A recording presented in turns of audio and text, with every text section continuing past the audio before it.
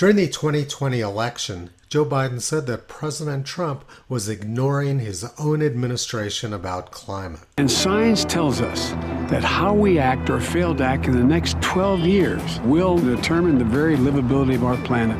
Yet today, President Trump denies the evidence in front of his own eyes, hides climate science produced by his own administration, and actively works to roll back what progress we've already made.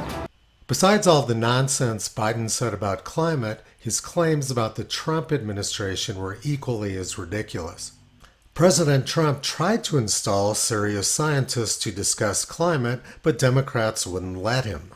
Kathleen Hartnett-White was President Trump's choice to head up the Council of Environmental Quality. She was eminently qualified, but Democrats and the press attacked her relentlessly.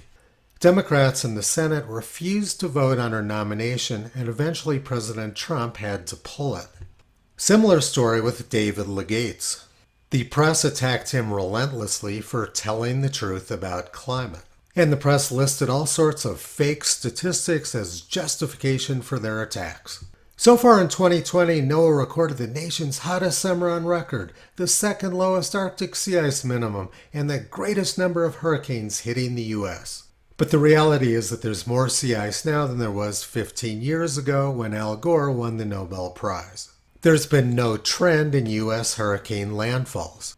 The most active hurricane year in the United States was 1886, when Texas was hit by 4 hurricanes and Florida was hit by 3.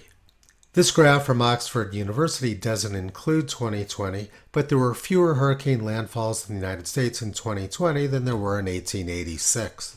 A few years ago, the United States experienced the longest hurricane drought on record. No major hurricanes were hitting the United States, and the Washington Post was terrified by the lack of hurricanes.